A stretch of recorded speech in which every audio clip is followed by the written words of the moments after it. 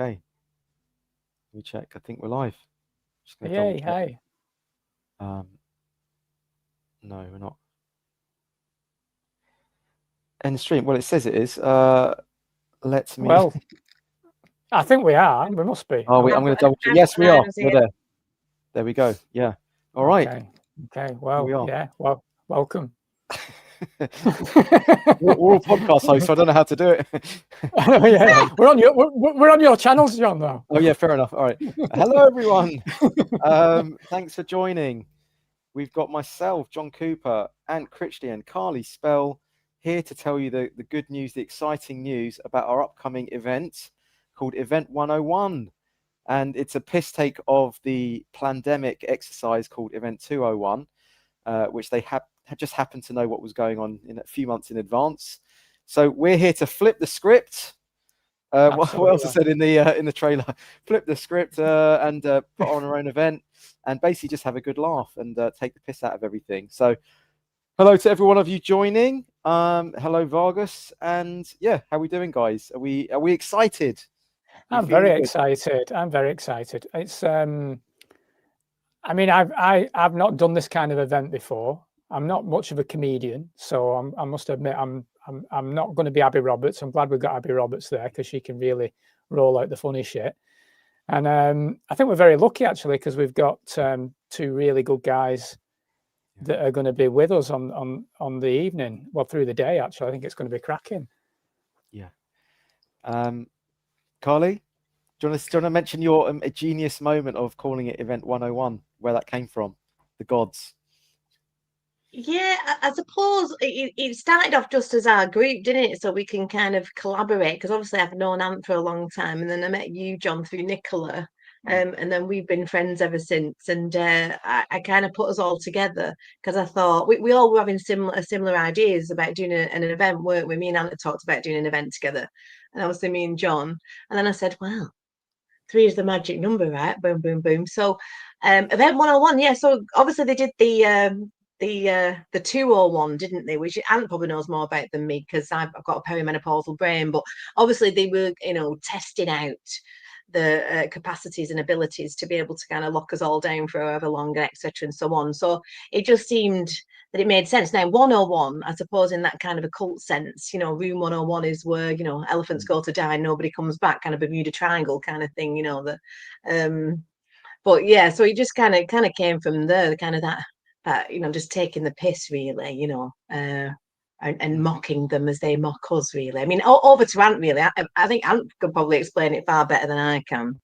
It was just my there used to be a show, didn't there, Ant, called Room 101. Room 101 there was, yeah. I never watched it though, to be honest, because I don't watch much TV. But in terms of Event 201, it was a proper piss take really. And they're all sat around a table, all these weft toads, and they're all just, you know what I mean, lapping it up. And they were basically they were saying this virus was going to come from some pigs or something, and it was going to wipe out half the planet.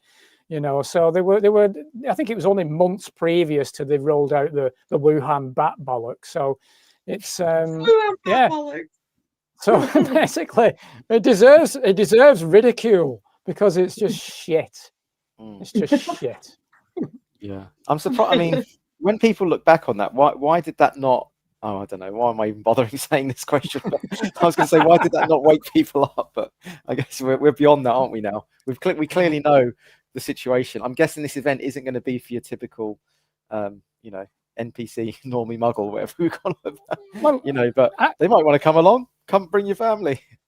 I mean, I think people should really have grasped at the moment that guy in China fell to the ground and put his hands in front of himself to stop his fall.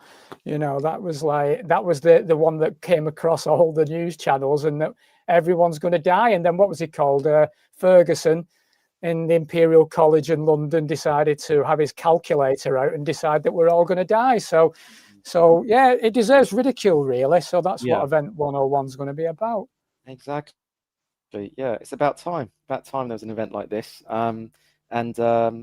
Yeah, I think I was thinking about it earlier, and we forget, don't we, which is kind of what we're going to be doing. I mean, I don't want to give too much away at the event, but Yeah. we have orchestrated it to a fine tune to have some of the best comedy moments. But the best comedy moments aren't that difficult to find in it, are they? Really, for the whole malarkey, because early on, it's like you have to remind yourself, don't you?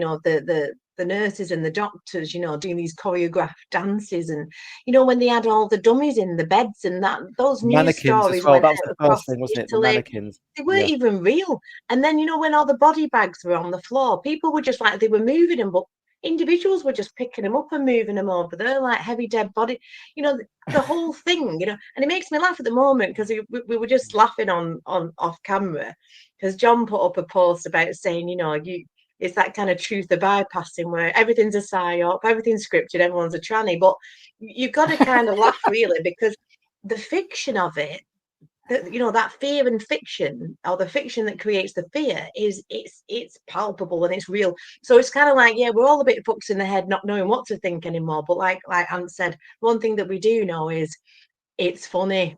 Because and I know people say, Carly, why is that woman laughing? This isn't funny. Because these are serious topics, but there's a dark humor to it, isn't there? And that's what this event's about. Because if we don't laugh, we cry, and that's we're not kind of minimizing stuff. But I think once you get to, and I don't mean our level, you have got to just kind of observe it and have a little bit of a chuckle, or you'll cry. Absolutely. That's Yeah, because we were toying with the idea of calling it Pure Blood Party and only inviting in people that are pure blood. So that's kind of the inception of the kind of the energy behind it. By the way, I want to show. I think it'd be a good time just to show the little video for everyone now that we're all in. So I'm going to just add this so everyone can watch this. This is the trailer to Event 101. Remember Event 201, that little pandemic exercise they ran in 2019? Only months before they shut the world down, they told us we needed to save Granny. They told us to trust the science. But this October, we are flipping the script with the delightful Abi Roberts, the magnificent Gareth Icke, and hosted by John Cooper, Kaylee Spell, and Ant Critchley. We present to you Event 101, an exercise in clown world sanity preservation. Because if you don't laugh, you will cry. Tickets on sale now from event101.org. There we go. Boom. I want to go to that. It sounds really good. Yeah, I really want to go to that. Yeah. So on that note, let's put up. So yeah, if anyone wants to get their tickets, we've got super early bird ticket prices running at the moment. It's in Birmingham, so it's nice in the middle of the country. So the north can get there, the south can get there. It's on a Sunday, free parking on the street. You can park right outside. Come for the day. Get there at 3 o'clock. The doors open, and then the first act's going to be 4 p.m. We're going to go till 9 p.m. And then if you want to stay, you can have a drink. The bar's going to actually stay open till about 2 a.m. if you're a really party animal. But yeah, come down, get your tickets now, guys. We've already started selling quite a few. There's only 100 capacity in the room, and yeah, it's going to be great. Look, we're hoping. I think if we do this, we can do it again and make a little roadshow out of it. But we want to make sure that the first one, all the best people are there, and let's make a great atmosphere. And we've got some great speakers come in and comedy and everything. So yeah, event101.org, and yeah, it tells you a little bit more on there as well. The venue looks cracking as well, John, doesn't it? We've had a little look at that venue, and it's it's nice and intimate, and I think it's going to be a really cool setting, and good people are going to be there. We've already heard a few names that are going to be coming along as well. Mark Devlin's going to be coming and selling his books, which is nice. He's going to be there in the corner, but it'll be nice to see him. And there'll be a few names there that people will recognise. I'm pretty sure of that. Yeah, absolutely. Yeah, I think I know Victoria's coming, the whistleblowing midwife. She's going to be there. Like you say, you mentioned a few others, and we've got a few other special surprise guests. And I think that's what I'm looking forward to. It's going to be very intimate, to create the FOMO here.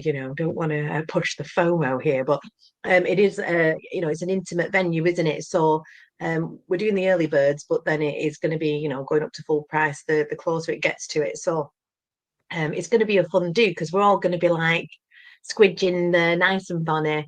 Everyone's going to be on top of everybody, if that's your thing. Especially if I've had a few drinks. I mean, I'm going to stay the night in Birmingham, so I'll be there propping up the bar. Not till later, not till the work's done, of course. But I'm going to stay. So yeah, it's going to be good. There'll be loads of familiar faces. It's going to be a riot. It's going to be a hoot. Yeah. Are we going to invite Matt Hancock? I think he should come along, really. I think he'd be a really interesting guest to have in an intimate venue that we could close the door on. We were thinking pin the tail on the Hancock, weren't we, or something, or like yeah. That was one of the ideas, wasn't it? Get like a Hancock pinata that we can all just bash the crap out of, Yeah, a real one. Hang him up. On Trump, when we're going to have some life-size kind of Trump cardboard cutouts that we could all throw darts at. Controversial. I know everyone thinks Trump's coming to save them. He's not. Let's not go there, don't upset everyone straight off the bat. But yeah, actually, it's going to be a good. I think if you've got a certain mindset, like if you like us, you'll be all right. If you don't, it'll be all right. Come and throw fruit at us. It's going to be classic.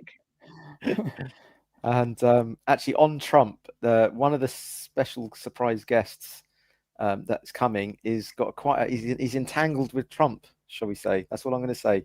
So he's got a very interesting story with him and Trump. Yeah, of course. So that's all I'm going to say. But it's fascinating. Like blows your mind what's happening at the moment behind the scenes. So hopefully he'll be there. Actually, hopefully he can make that. But yeah, so he's potentially one of the surprise guests, and. Yeah, that's it. See you later, everyone. We're good. By the way, just to let everyone know, what we want to do is we're actually going to be running a competition. So we're actually going to give away 2 free tickets to the event. And what we want to do, and I'll write this up as well in the description of this video so you can see it, but we're going to give 2 free tickets away. And all you have to do is we're going to send you you're going to see the link to the event on Facebook. We just want you to start your own post. So create your own post and tag 5 people in it. That's all you have to do. Tag 5 of your friends in the post. And then go on. And what are you about to say? That's within the discussion, isn't it, of the event itself? Isn't it? Yeah. So within the actual discussion of the event itself, create a post within that. Tag 5 of your friends, and then what we'll do on our next live that we'll just pick someone at random. We'll have our own random generator system or something, all right? So we're not going to be biased. And then we'll give you 2 free tickets. So that's all you have to do to get 2 free tickets. And yeah, good luck with that. And I'll also write this up in the description of the video. And I guess if people have already bought tickets, if people want to go and buy them, we could always just refund them. And you know what I mean? If people are like, obviously with the FOMO and they've bought them today, say, then we could always just refund the tickets they've bought, couldn't we? Or they can have another 2 tickets to invite another 2 people, or they can run their own competition. Yes. I mean, who would want to do that? Get on stage and do a talk. Yeah. But yeah.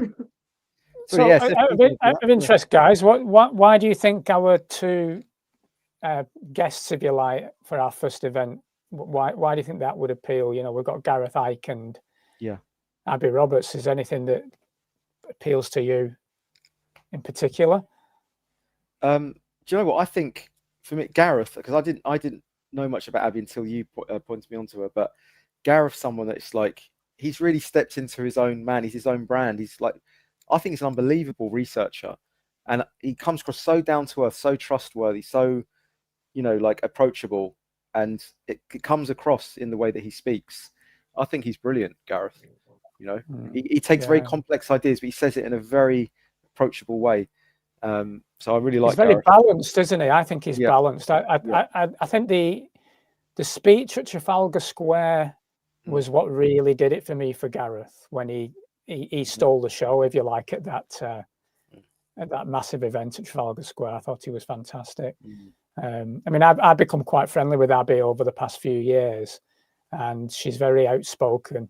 She pisses a lot of people off, but she makes a lot of people laugh.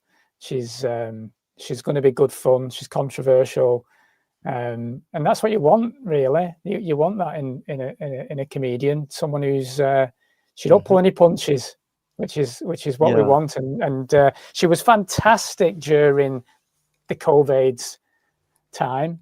You know, she got fired from GB News. She got arrested when she was planning on chucking a can of beans on Matt Hancock, and she got arrested for swearing. She's a bit of a ledge, really. Love her to bits. That's brilliant. So she actually got arrested, did she? She got arrested. Beans? Yeah. You know what? It was really traumatic for her as well. And she might talk about it in the event. She might do it. She did it when she came to do the festival that I held. She did talk about it because it was quite recent when it happened to her at that point. And it was quite traumatic because they kept her in a cell overnight. And she was really worried because she didn't know what they were going to do to her. They could have made her out to be a big scapegoat. You know, they could have done anything. So it was really tough for her, that, but she's obviously making light of it now. Yeah. But yeah, she was basically, it was on the news, and you can see her. It was on GB News, and she's like behind the camera, and she's swearing. And the copper basically said to her something the lines of, "If you keep swearing, then we're going to arrest you." And she went, "Oh, fuck off," or something. You know. That's brilliant. So they arrested her, but she actually had in a handbag. Yeah, they're swearing, but she had a can of beans in her handbag that she was gonna. I think she was actually gonna like take the lid off and chuck it on. So she was actually arrested just for saying the F-bomb. For swearing. Really, that was it. Yeah, she got done for swearing. Yeah, and the thing is, Abs doesn't not swear. If you know Abs, like, I mean, she's got the wall of cunts for one. You know, that's a big thing for Abs. If you go on YouTube and search for the wall of cunts, you'll find she'll not hold back with Abs. You know what I mean? I thought that the swearing in public's allowed. Carly, you might know more, like as a lawyer background, but you're allowed to swear in public, aren't you? The policy officers will just do anybody now for public order offence with no idea of what that actually means. You know, so again, it's all about jurisdiction, innit? If you're a living man or woman and you've caused harm, injury, or loss, and you can bring a claim in a court of law, but of course that none of that goes on anymore. So I'm just going to bore everyone to death now for 2 minutes, but in legal, you know, it's just presumptions and assumptions, and you can just offend somebody now. You can breathe on somebody the wrong way now, and that can be inferred one way or another by a policy officer who all, you know, they've got rid of real coppers, but even, you know, the coppers are there to protect the elites, that, you know, but they were supposed to just keep the peace. So of course you have a right to swear and, you know, stand there praying silently or sit on a bench and eat a sandwich, because you're not causing anyone any harm, injury, or loss. You know, it's as simple as that. But we don't have any. All our courts are administrative courts. Even the Royal Courts of Justice, they're all admin courts. So it's all bullshit. It's all fiction in the realm of fiction, in the realm of the dead. So we're here to breathe some life. Hopefully back in. But yeah, Abi's great. I to be honest, I heard Ant talk about her a lot, and I'd never really checked her out in maybe my ignorance and laziness and just busyness. But obviously when we were, you know, going together and Booker, not together, like, you know, going out, not hiding in the bushes together or anything like that. But yeah, she's, I was like, wow, bloody hell, she's a force. How that is some, that's being outspoken. I like her. We'll have her. She's booked. Put my name down. Yeah, she sounds brilliant. I can't wait actually to see her. The things with Abi, and I was saying to Gareth, I'm with you on Gareth. Yeah, I think Gareth's brilliant. I think he's a great orator. He's, like you say, quite very balanced, and, you know, we're very lucky to have him. I'm very fortunate that he's agreed to come and host, and so it's going to be really cool. I'm really looking forward to it. Yeah, I was just saying with Abi, like I was saying to John just off camera, is Abi will fully fight for your opinion and your voice, even if she doesn't agree with it. We may not agree with each other, but she would fight for your freedom of speech, even though I think we can pretty much say freedom of speech doesn't really exist too much. But that's Abi's stance, really, and I think that's really important. I think that's why there's big value for Abi to be at Event 101, so we can really take the piss out of the arseholes that ruined our fucking few years in 2020. Swats. Yeah. Yeah, she's, I mean, that's amazing, isn't it? You know, people, that's how I look at it sometimes, some of the things that come out of my gob, you know, hopefully we say the things that people are thinking and want to say, but sometimes that's not their role. You know, they've got other important things to be adding and, you know, to the whole nonsense. So I think that's, you know, at this day and age now, speaking truth or your truth, as long as you're doing it, you know, from right action and trying to be as cool as possible with it and not offend anyone too. Yeah. You remember the 90s? We offended people all the time, but nobody got arrested. And that's the difference. That's what's gone on now since 1993. Tony Blair removing this and that, and here we are, like, you know, freedom of speech is down the toilet. I mean, it's a big and Orwellian nightmare, isn't it? Really, but I don't do the fear porn particularly. But it's here. You know, we're not waiting for a war; we're in one. But yeah, we've got to just kind of keep going, haven't we? Keep doing what we're doing. I think this event that we're doing, I think, you know, it's going to be funny in parts, but it's going to be serious in parts as well. I think we're going to be talking about some real moments that are coming our way. You know, digital ID is going to come up, isn't it? I know Gareth's been very prominent recently talking about that, and that's a real crucial point that I'm sure will appear in the event itself. And I'm sure, you know, that we're gonna have a section where audience members would be able to ask questions to the panel as well at some point. So there might be an opportunity for audience members to get involved as well. Yeah, I think it's just so important to go into the dark matters, but bring comedy and light into it. I think that's how you defeat it, right? I think you pace and lead, and then you bring it out into the light by using comedy, humor. Because if you get stuck into it and just allow yourself to be dragged into the negativity of all of it, then you become part of it. I think the key is to be, what's the expression? In it but not of it, kind of thing. In it, but then transmute it through comedy, humor, to show that you can transcend it. Not be like, you know, new agey transcend it, but just transcend and include it. You know, trying not to be dragged into the darkness of it, but be aware of it, but just bring some humor to, you know, brighten up a little bit. I think that's the kind of the key, isn't it? Yeah, I think so. It's that be of the world, not in it, isn't it? You know, that's that being the observer. But that's why I just observe it and laugh. But also, you've still got to do the right action because it's for your own growth. Really, it's an inside job, yeah. But that's why, you know, kings always had court jesters, and they were given, you know, you weren't allowed to hang the court jester, or because that was the whole point. You know, like Abi Roberts is the court jester. The whole point is that, you know, it's funny. And, you know, people like that, you know, if you were a king, then those like kings of old that were public servants for the people, by the people. We don't have any of those anymore. In fact, we don't have a king, he's a liege lord, but let's not go there. I'll be around that. But yeah, exactly. You know, if we can't laugh at it and we can't roast it, then our freedom of speech, you know, it really does show where we're up to, doesn't it? And they are trying to shut the comedians up, aren't they? That's part of it.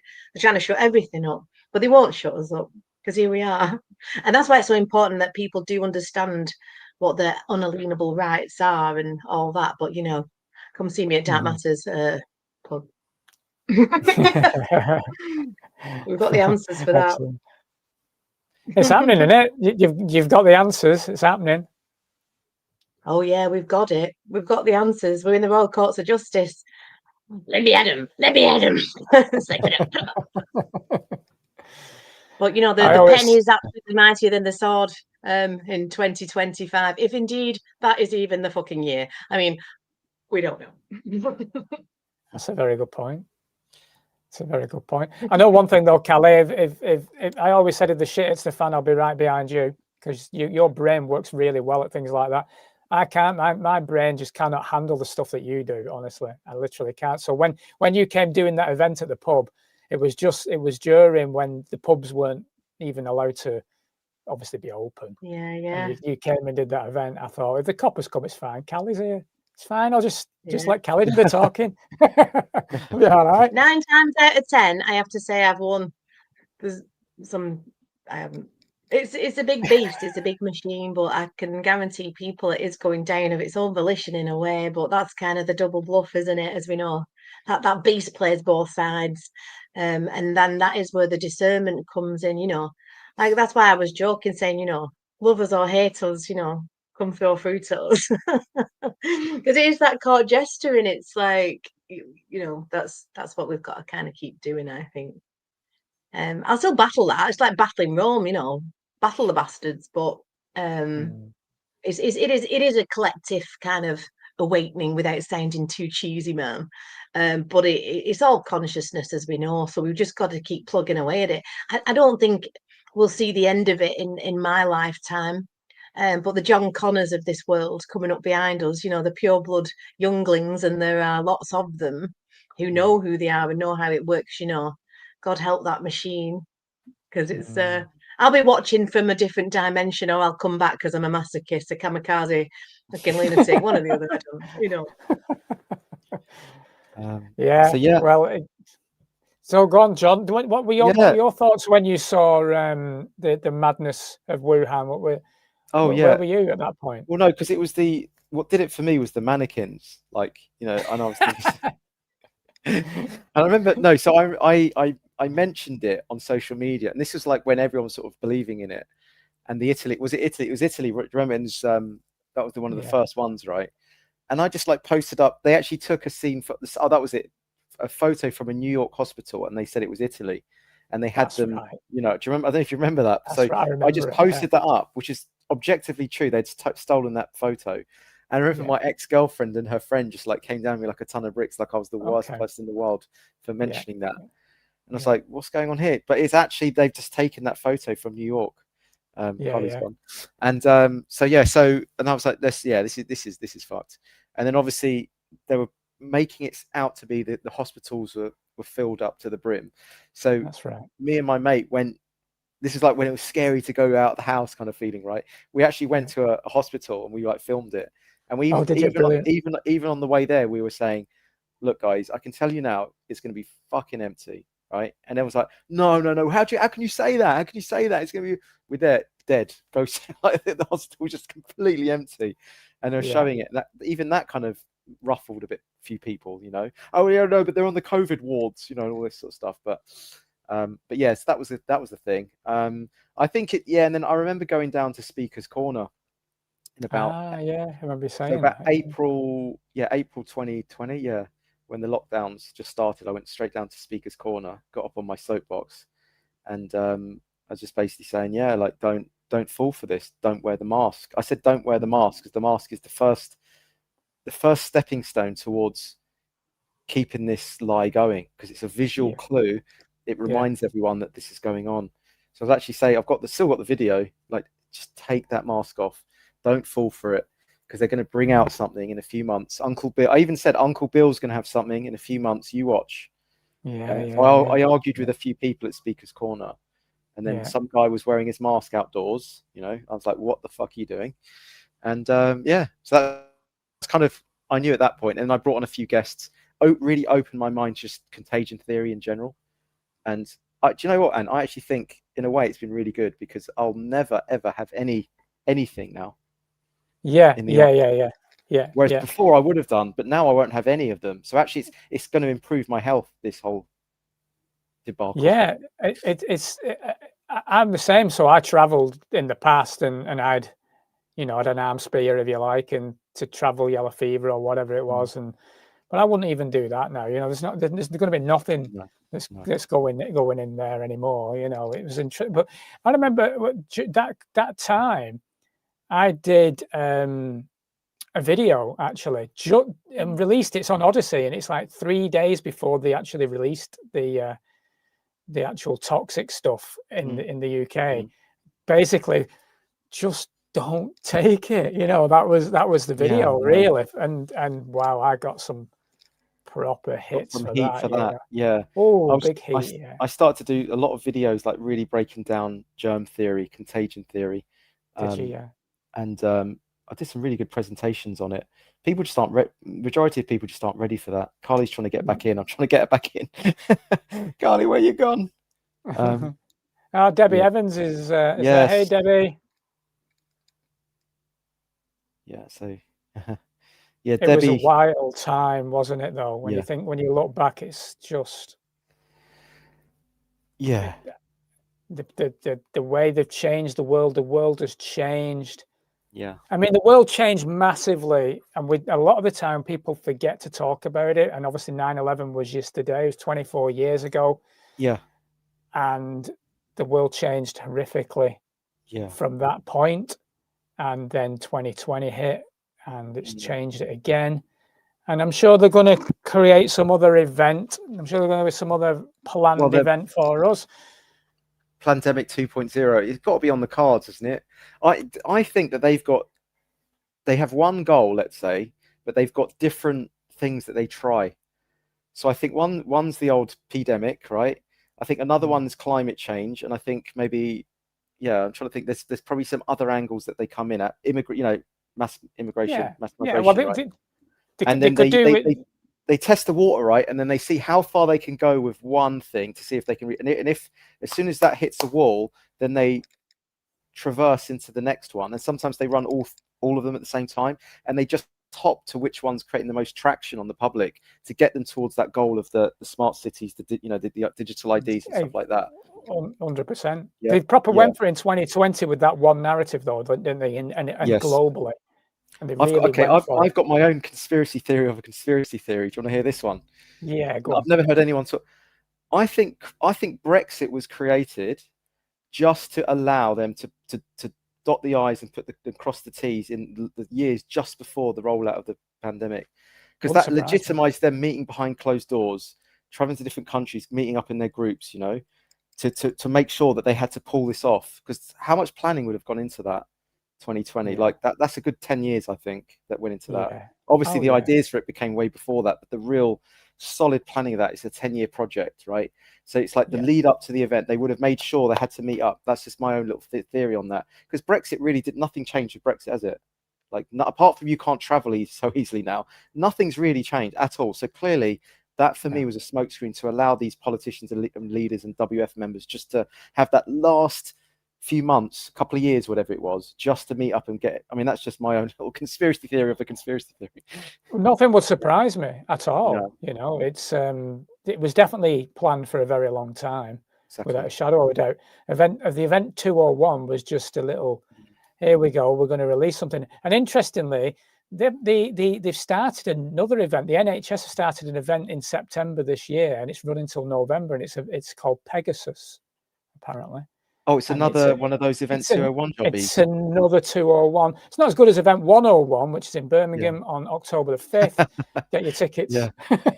but yeah, they're rolling. They're doing that now. Pegasus. Debbie Evans will tell us. She'll tell us. Debbie Evans knows everything about the NHS, so Debbie will tell us. But they're basically talking shit till November, and then they're going to tell us we're all going to die. Something like that. Cool. They're going to do a bit of predictive programming on that one. I'm just going to tell Carly, she's trying to get back in. One second. I'm just going to say, try again. By the way, just shout out to Debbie Evans. What a legend, Debbie, you are. She's a legend. Absolutely legend. Debbie Evans, for everyone, ex-NHS nurse, did a show with me. Debbie, that's my most popular show this year on my channel. That everyone's asking me to come back on. So Gobby Granny in the house. Oh, here's Carly. True superstar, an absolute legend. Yeah. And here's another legend, Callie Spell. I think the Matrix heard me dissing it. Like, I think Rome was like, Battle us, will you? Fuck off. Honestly, I have the worst problems with connections and connecting to the internet at the moment that I won't bore you with, but I'm back. I made it back on a different browser. Thanks, guys. Wow. We were just talking about Pegasus. Do you know about that, Carly? Right, yeah. Pegasus, yes, I do. It's the new one, isn't it, that they're going to be running, I believe. Yeah, it's already started in September till November. Yeah, we're all going to die. It's the ultimate way to kind we're of. We're already dead. I see. Debbie, what is dead? Me and Debbie did a chat the other day, was out on my channel about the. It's very dark and deep, actually, about the organ situation and how right, that the fact, are you dead or not? That's scary. After watching that, I immediately opted out of my organ donation. It takes I did it a while back. it takes 30 seconds to do as well. It doesn't take long. Yeah. Go on that website and just click, yeah, click, click, bang. I found out about the blood donor stuff and the organ stuff quite a few years back, like, and I was like, wow.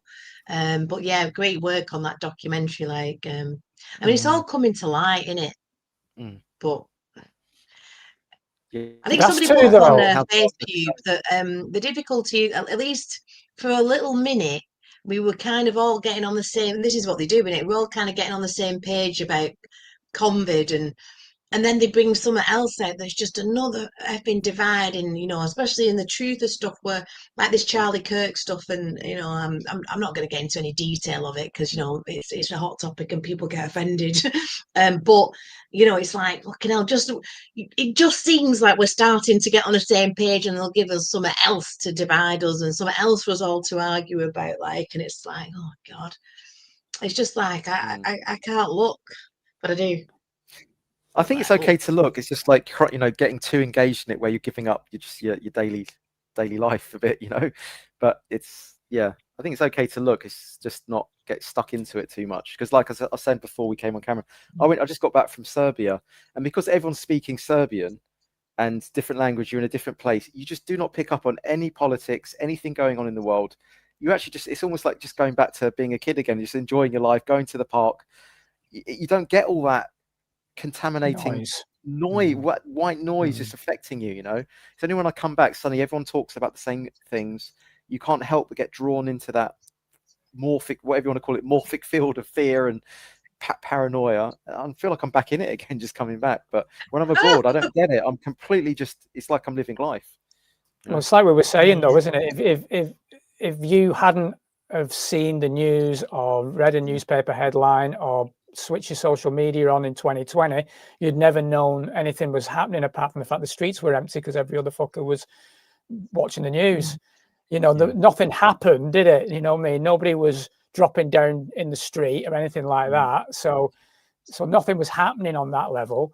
But you know, without the news, the fear, the propaganda, you know, we're bad for it ourselves because we'll switch social media on and we'll be doom scrolling like buggery, and we're addicted to it, you know, and we do need to disconnect ourselves a little bit from it because it's not really healthy, is it?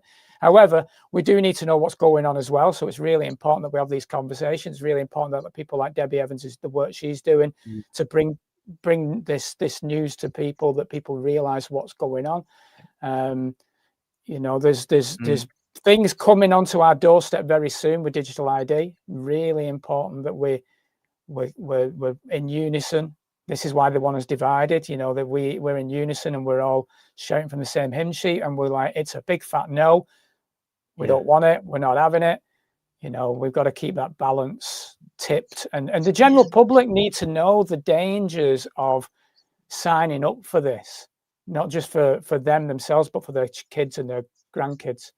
You know, there's a hill with this one coming. I think we're about to join forces again. I think, like we did in 2020, we all stood up together at that point, and it was very important that we did. And I think that's coming again now. What do you think of the idea that potentially what could happen is two different realities are kind of coexisting? So you could have the smart cities, digital IDs, cashless systems, not that we don't have surveillance now, but those people will gravitate towards that because it will be sold through convenience, won't it? That's how it will be sold to them. You get your fastest, you can download your videos in 1 second now. Like your average person will love it.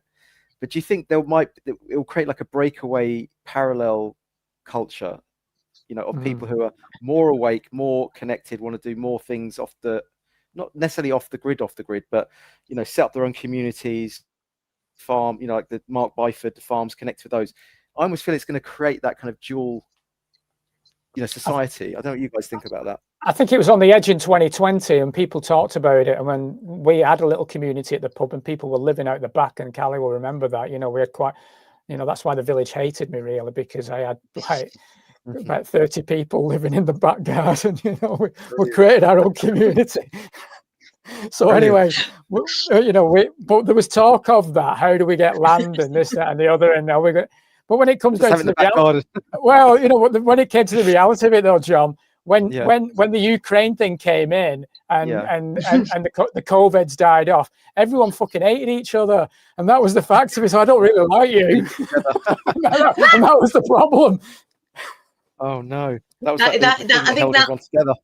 Yeah, that is the big problem with groups, isn't it? And then I know what you're saying, it's a bit conspiracy theories. Imagine if we were a bunch of those, because it's all come true. But people end up, groups get infiltrated and people end up stabbing each other in the back, and we saw a lot of that, didn't we? And it's sad, but I keep my circle quite close, of which you two are in it, but then just I think I skipped, hopped and jumped into it all. I was just so excited in one way that, I'd been talking about this shite for 20 odd years, and now there it was, and people were seeing it, and people were actually inviting me to talk and saying, instead of saying, Jill, shut the fuck up, you're boring us now, you're a conspiracy theorist, yada yada. So I was just like, wow. And then when people started donating for me to talk, I was like, people are actually going to pay me to talk.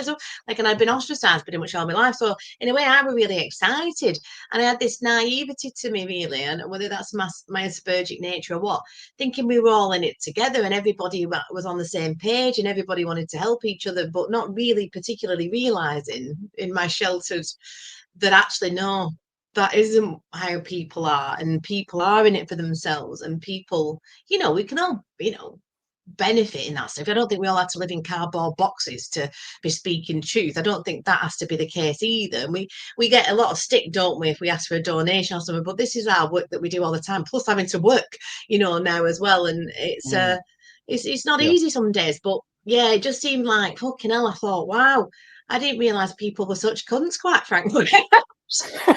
until you start going and joining all these groups, and then so I tend to just stick to people, pardon my French but who do tend to be pure-hearted and have a chuckle at it and do it for the right reasons. And because like you say, doom scrolling and staring at it till you fall into the abyss of that, that black square on your phone, you're joining in with it more, aren't you? It's balance, Danielson, again, isn't it, really? You've got to try and just find the balance in it, get on with your life. But growing your own vegetables and minding your own business is probably, I always used to have a laugh, didn't I, Aunt, saying like, there's Rome on the march with all its, paraphernalia. I'll be there, me with a carrot at the end days, okay, like chasing them off down road, like shoot me in the head, but fine. I'll go happy. I'll go in a blaze of glory like Billy here. I tried growing veg, and I was really shit at it. I'll be honest with you. I don't know. This is the thing. We've been educated so much that we go for convenience. That's the key to it. The whole thing, the way the systems work, they have us, and they keep us addicted to these systems, and we're scared of trying the simple life in a way, really. Back in day, our grandfathers and grandmothers, they'd have been growing their own food, wouldn't they? They'd be out foraging and this, that, and the other, and we've lost that skill set. So there is an art form there that really does need to come back, because if the shit does hit the fan, we're going to have to learn how to do that. Get that crossbow out. It's in its box. It's rusted up. I'm living in fucking Fort Knox at the moment. I'm going to be dusting it out in a minute, I tell you, because it's frightening. Have you actually used it, William? Tell. I've not. It's still in its box. I've got 5 arrows. Oh, Jesus! You better hope you're good. That'll keep me good. Oh yeah, I'll be good. Yeah. By the way, what did you guys make of the the zombie? They mentioned like what to do in a zombie apocalypse on. It was on the CDC website, wasn't it? CDC, wasn't it? Yeah, I sometimes think that it's kind of like predictive programming, isn't it? Or they're kind of seeding in things to the collective consciousness. Have you ever been? What do you think the game is there with that? Well, have you ever been in Wigan Town Centre? If you walk down the Wigan Town Centre, seriously, it's happening. Yeah, right. It's happening. It's quite frightening, really. Yeah, and it's right. I've noticed that in northern towns, and we've grown up in northern towns, haven't we, Anne? And the northern towns, did I say northern towns 3 times? Yes, I did. But they have had, a heavy assault on, the agenda, let's say, and I mean, Bolton, particularly over the last 50 years, but Wigan was always a fairly affluent northern market town, as was Bolton back in the day. I mean, Bolton suffered very harshly. That's my hometown, and it's quite sad to see, but it is what it is.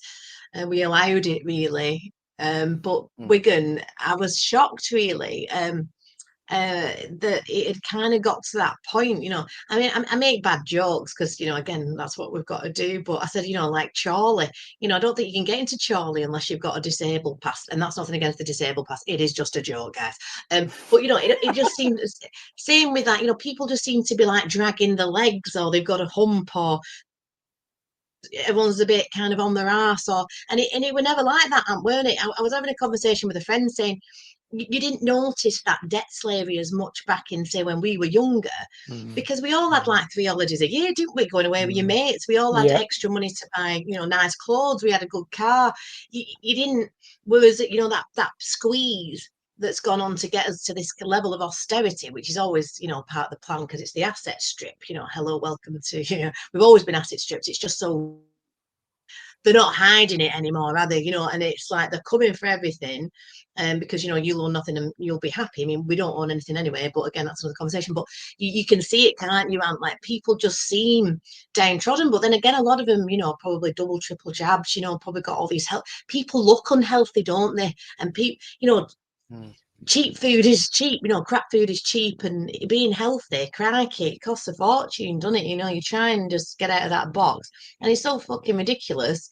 They've took everything from us and sold it back. It's as simple as that. You know, and the land and the mineral rights are all ours. It's all ours. It always was. My mate Darren Dioggi made a good point. It's that, you know, they call it superfood, right? And all it is food. Right, but they've called it superfood. But no, it's just the natural. It is just the normal natural food that you get, and they call it superfood to make it sound like the abstraction, or some kind of like you're leveling up through the food. No, that's the original baseline food that you get off the ground, and that's superfood. Yeah. Have you seen the state? Speaking of towns and northern towns, I mean, I don't know what it's like down south, because I don't, apart from going visiting my daughter, and she lives in a really nice area. But if you go to the seaside towns in the north, they are ruined. They are ruined. It's horrendously.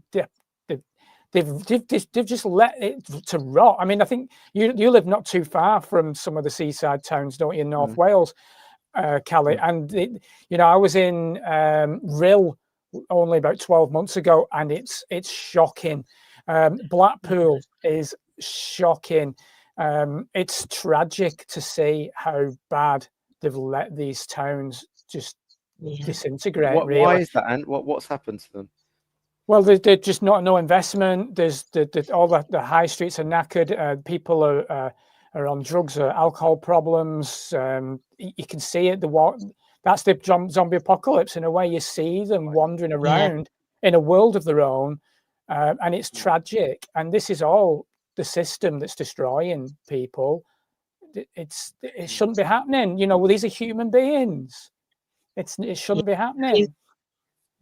Tony in the chat has said a guy called Billy Moore has a podcast that shows the decimation of the North, and decimation of the North is a term I tend to use as well. The North have got it, you know, particularly harsh. I mean, I remember going to Bolton in the height of lockdowns and all that, and they had the TV screens going, "Listen to your government, stay home." You know, it was like so Orwellian, and they'd actually painted permanently, like raised up, like, you know, like a road sign on the road. You know, they paint on the road itself, saying "Stay home, save lives," and you know, it was like wow. And yeah, I mean, like say, I went to St. Helens after doing a talk up there, and I was shocked. Because, like Ant says, it was like The Walking Dead, and that's why they take the piss in these. You know, they're always putting zombie movies out, The Walking Dead, because obviously they class us as the dead fiction. Our language is a dead entity. We're all dead in the hell realm, because London is classed as Hades, and you're on that Argo Navi ship in the heavens, and it will take you down to Hades again, the maritime ship, if you don't correct who you are. Like, that's why I'm still so passionate about the law, because it's just a huge key to all of it. And when you unlock it, you know, it's like fucking hell. So the class us as dead until we breathe life into our fiction, and you will get recycled that's in their language, in their terms, you know, that they're telling you, but they don't teach us the language that we, you know, to decode it. But like, you know, we are in the courts now. The key is to collapse the trust and change the status, but we do it in their own system and get it stamped by their own system. But it's not going to be for everybody, that, because that's the key to the kingdom. You have to come and find us for that, because if you gave that out to everybody, you would create another hell on earth. Like, unless you're responsible and getting ready to be sovereign, and it goes to what John was saying about that timeline split. Almost, it's like a bifurcation. There'll be this over here, and there'll be this over here, and the Christ or the Antichrist. It's life v death. That's it. Everything else is a construct after that. In this, but you know, getting a bit deep there. This is why I'm not talking at the event. You'll all be really glad to know. Bloody well are. As my granddad said, you're a good turn, but you're on so long. Go on, get off. By the way, I just thought, for everyone who's just kind of on the chat now, I just want to show the trailer again, if that's all right for everyone, because we showed it earlier on. I want to just give another show to it. Ant made this. It's fucking excellent. So everyone just stand by. Event 201, that little pandemic exercise they ran in 2019, only months before they shut the world down, they told us we needed to save Granny. They told us to trust the science. But this October, we are flipping the script with the delightful Abi Roberts, the magnificent Gareth Icke, and hosted by John Cooper, Kaylee Spell, and Ant Critchley. We present to you Event 101, an exercise in clown world sanity preservation, because if you don't laugh, you will cry. Tickets on sale now from event101.org. So good, mate. So good. And yeah, I'd go to the cinema to watch that. I know. So yeah, everyone, if you're watching this, you know, whether it's on the live now or you're watching like the kind of the recording later, look, this event, Sunday the 5th of October, we've got 100 people. It's a 100 capacity venue in Birmingham. It's in the Actress and Bishop pub. We've got an amazing pub. It's the upstairs venue, like where they normally have gigs and stuff. It's going to be a nice intimate event. We've got Gareth Icke, Abi Roberts doing comedy. We've got amazing talks, surprise guest speakers as well. We're really gonna go into like the dark shit, but also bring it to light with some comedy and humor. I think even Gobby Granny said this as well. Debbie, you mentioned this. You know, it's like the way to defeat this isn't to kind of get stuck into that darkness and fight. It's just to kind of come out of it with humor and just make light of it. You know, and that's how we do it. And so this is that I remember when me and Carly were talking about this at the beginning, we were saying we have to, like, satire and parody and humor is the way to, that's the new weapon, isn't it? Like, that's the way that you defeat evil, is to show that you're not resisting it in that sense, not in the new age way of don't resist, you know, but just actually just using a bit of lightheartedness to it and not allowing yourself not allowing yourself to go deep into it. That's how you do it. So this event, we really want to, we're talking about quite dark stuff and stuff that's quite important societally, but we really want to, the whole thing's wrapped in humor, wrapped in lightheartedness, you know, making everyone feel, you know, so you don't get dragged into the doldrums with it. And I think that's actually, that's the best way to live, I think, is knowing what's going on, but don't get pulled into the vibration of it too much, where it's like takes over you, possesses you, you know. So I think that's why if people are interested, it's a Sunday as well, you know, 4 till 9 p.m. Come along. It'd be just good to meet some of the people from our audiences as well, who have been following us and supporting us for years. Come and have a drink with us. Come and watch some of the talks. There'll be a carry on after, like till 2 a.m. if you want. But yeah, and you know, people like Debbie might be a future, you know, guest or something like that, and all the other amazing people that we've had on our show. Like we'd like to bring them on at the event at some point. But yeah, like grab a ticket if you can. We've already sold a fair bunch. We're just doing super early bird tickets at the moment. Event101.org. Yeah, what else can I say, guys? No, you've nailed it, mate. It's I'm very excited, I'll be honest, and it's going to be a privilege to meet you in person as well, John, because I've not met you yet. I haven't met Carly. I haven't met any of you yet. That's so crazy. Well, yeah. It's mad that, isn't it, So that's John? Because good. obviously I've met, Crazy. loads. Yeah, so Yeah. sod you, man. I'm only kidding. So, but I've never met John. I feel like I have weirdly. Weird, isn't it? But Yeah, I know. I feel like we've met at least once or twice, but we haven't. you're two of my Yeah. favourite people, so I can't Oh, wait look for at it, that. honestly. Yeah. It's going to be so That's what cool we're doing, to guys. hang out. I haven't even met these guys, and I'm doing an event with them. So that's how we roll. That's how we It's roll. absolutely a roll. It's going to be great. It's going to be really, really good. And Yeah. you know, I just think we're very blessed that we do what we do. We enjoy what we're doing. We're creating an opportunity to meet some more people, and like you say, bring some light to a very dark world that we live in. It is at times, and it can really, really get you down at times. So let's try and enjoy an event together. And maybe during that we'll have some solutions. You know, networking is going to be important. You know, I was mocking the fact that we took a lot of people hated on each other after the COVIDs, but in general, there's still a network in place, and that's important. Callie's got a network with Dark Matters, and these networks are going to be really important moving forward. That we work together and we look after each other. I always said in 2020, nobody gets left behind. That was my motto. You know, nobody gets left behind. We look after each other, and I think that's what we need to do. Yeah, fantastic. And could I just ask, if anyone can't make the event or doesn't want to come to the event, you know, we'd really appreciate if you wouldn't mind just sharing something of ours, you know, about the event. Maybe share the link to the website, for instance, you know, just event101.org, and just if you could, on just your wall, your Facebook wall or something, you know, just say there's an event my friends are putting on, it looks really good, you know, like, you know, that would really, really help us out. If you don't want to get a ticket, you can't buy a ticket. If you wouldn't mind just sharing it in a story and just putting a link to it in your story or on your Facebook wall, you know, we're infinitely grateful for that. So if you wouldn't mind doing that as well. And of course, we do have a little competition as well. I mentioned it at the beginning. I'll just mention it one more time here. So we are saying we're going to give 2 tickets away to the event. All we're asking you to do is go to the official event listing on Facebook, which will be in the description of this video, and just create a new post on there in the discussion and just tag 5 of your friends. That's all we want you to do. And then we're just going to pick one of those at random, and then we're going to give 2 tickets away for that. So if you'd like to do that, that's our little competition, which we're going to do. We're going to announce the winner on the next live that we do in a few days' time, all right, in a week's time or something like that. If not, just want to do traditional, like just want to come anyway, that's the link, event101.org, a piss takeoff event 201. And I think, do you know what, guys? I think this is the start of something big, you know. I get the feeling, because we know so many people. We know there's so many people in this kind of movement, this kind of, I don't want to say community, but you know what I mean? It sounds like a cult, but like we're so connected to so many like-minded people that there's a nice vibe to it. There's a nice sort of energy behind it. And I think after this one, there's no reason why we just can't keep doing them, you know. I'm thinking of getting a T-shirt done as well. I think I'm going to have shill on my T-shirt. I think that should be part of the merch, Mum. Because I said that it's kind of a funny joke. We all get called shill, so I was like, yeah, you know, it's fine, it's okay. Just come hate us, come love us, but just come, yeah. If you've not been called a shill, you've not done anything. Exactly. Love it, Sorry, me. Callie. The gentle Sorry, I art of not giving a interrupted you fuck then. these days.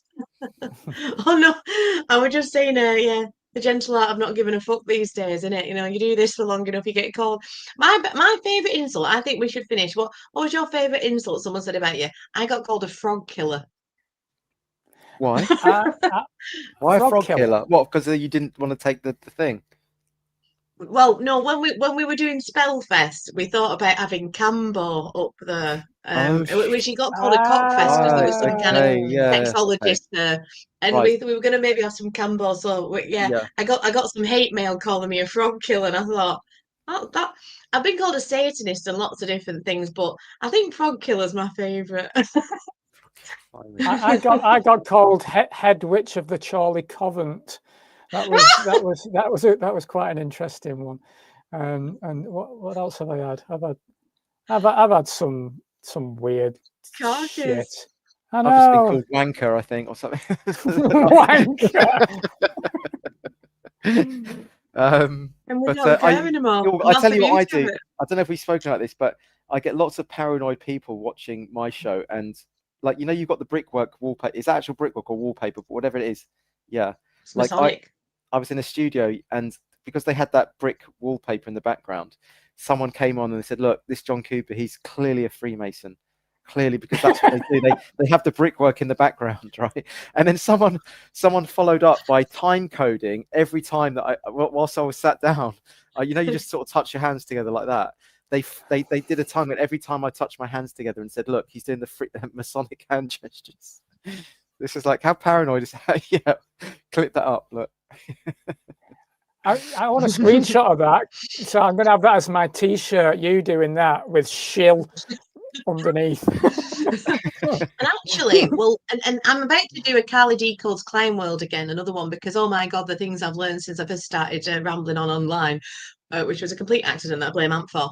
And it's like the all-seeing eye is probably just most likely the North Star, the Eye of Polaris, which is, you know, the way out of the Matrix. So they demonize it on everything because they've got that hidden knowledge. So actually, have a bit of this. Carly's all over it. Carly's getting out. See you later. I'll leave you all to it. Yeah. Catch me on the next event. You reminded me of Beyonce then, actually. Yeah, that's what they all do, innit? Because they know, but they can't get out, so they want to keep the rest of us here, and they chase immortality. But anyway, that's a whole different podcast. You have to come to the event, guys, if you want to. you want to crack the nut on that one? Yeah. Right, it's been lovely chatting to you guys again. Everyone. Yeah, thank you, and really looking forward to seeing everyone, seeing you guys, seeing everyone, all our fans. You know, fans. You know what I mean? Our audiences. And I'd like a fan actually. I'd love a fan. That'd be ace. Yeah. Have you got a fan? I want a fan. Imagine if we had, like, have you seen that Alan Partridge episode where the guy's got his whole house like littered with Alan Partridge? yeah, you mentalist. Not sure I feel about. I used to love Partridge. Oh, amazing! The six people win. Yeah, absolutely classic. I love you in a way. That's brilliant. That was brilliant. Anyway, right. On that bombshell. All right, everyone. Much love, guys. Much love. And we'll see everyone on the next live where we announce the competition winner. Make sure you get your entries in. All right, everyone. Take care. Good night. Thanks, guys. Thanks, everybody.